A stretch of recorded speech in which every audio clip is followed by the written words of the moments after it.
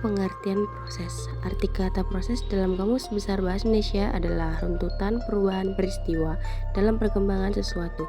Istilah kognitif berasal dari kata cognition, artinya adalah pengertian atau mengerti.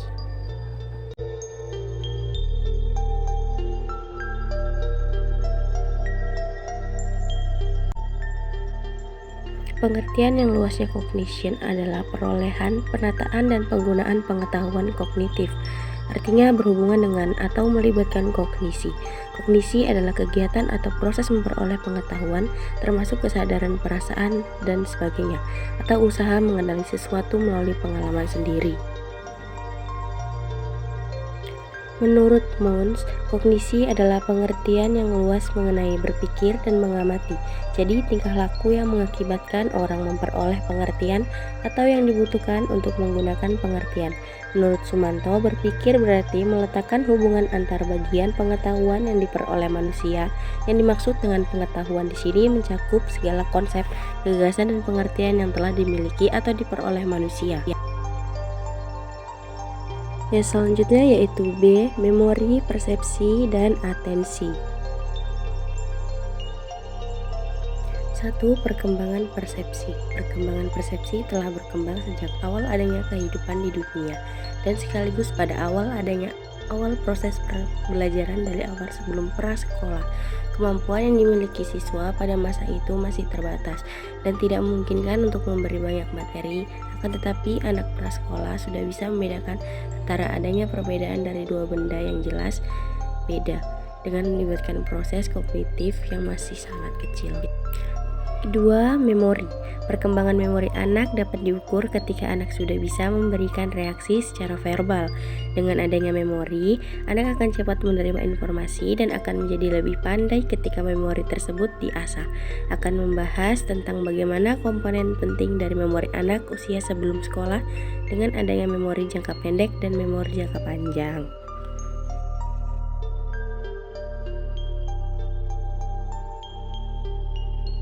Dan yang ketiga yaitu atensi. Atensi ialah perhatian atau salah satu aspek dalam perkembangan kognitif anak yang memiliki peran penting dalam perspektif atau langkah untuk memproses informasi yang ada di sekitarnya. Atensi juga memiliki peran penting dalam persepsi, yaitu bagaimana ia memberi perhatian terhadap apa yang ia terima di lingkungan sekitar dan bagaimana ia memberi pandangan akan hal tersebut.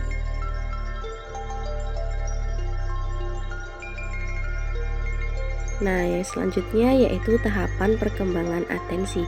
Menurut John Flavel yang menguraikan secara lengkap bahwa aspek atensi anak berkembang seiring dengan tumbuh kembang anak itu sendiri. A. Masa anak tumbuh besar. Ketika anak-anak tumbuh semakin besar, maka ia akan mampu memahami dan mengendalikan atensinya atas segala sesuatu yang terjadi di lingkungan sekitarnya.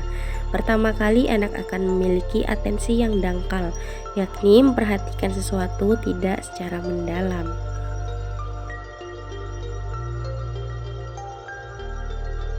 Yang selanjutnya yaitu atensi yang tegas. Seiring dengan perkembangan usia dan kematangannya, anak-anak mulai mampu memberikan atensi dengan tegas yang merupakan tanda bahwa ia memiliki perkembangan yang baik dan mampu menyesuaikan kemampuannya sendiri. Dalam hal ini, anak sudah mulai bisa diamati ia menjurus kepada bidang akademik, apa yang menjadi minatnya. Yang selanjutnya yaitu mengarahkan atensi. Ketika anak sudah mampu mengembangkan kemampuannya untuk mengarahkan atensinya, yakni bagaimana ia bisa menemukan kata kunci atau menemukan sikap yang penting dan siap untuk memperhatikan secara penuh. Ia mampu mengarahkan atensi atau perhatiannya secara total dan mendalam. Selanjutnya yaitu mengembangkan kemampuan. Pada tahap akhir dari perkembangan atensi anak, ditandai dengan kemampuan anak tersebut untuk mampu mengembangkan kemampuannya dan memonitor atensinya secara langsung dan dapat diarahkan olehnya secara pribadi tanpa memerlukan bantuan sepenuhnya dari orang-orang dewasa atau dari pendidiknya. Oke, yang terakhir yaitu implikasi dalam pengembangan proses kognitif. Hakikat belajar menurut teori kognitif dijelaskan sebagai suatu aktivitas belajar yang berkaitan dengan penataan informasi, reorganisasi perseptual, dan proses internal. Kegiatan pembelajaran yang berpijak pada teori belajar kognitif ini sudah banyak digunakan dalam merumuskan tujuan pembelajaran, mengembangkan strategi dan tujuan pembelajaran, tidak lagi mekanistik sebagaimana yang dilakukan dalam pendekatan behavioristik. Yang selanjutnya yaitu prinsip-prinsip pembelajaran. Yang pertama, peserta didik bukan sebagai orang dewasa yang muda dalam proses berpikirnya. Yang kedua, anak usia prasekolah dan awal sekolah dasar akan dapat belajar dengan baik terutama jika menggunakan benda-benda konkret.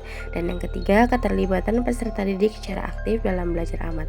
Dan yang terakhir yaitu dipentingkan karena hanya dengan mengaktifkan peserta didik, maka proses asimilasi dan akomodasi pengetahuan dan pengalaman dapat terjadi dengan baik. Terima kasih telah menonton video ini. Semoga video ini bermanfaat untuk kita semua.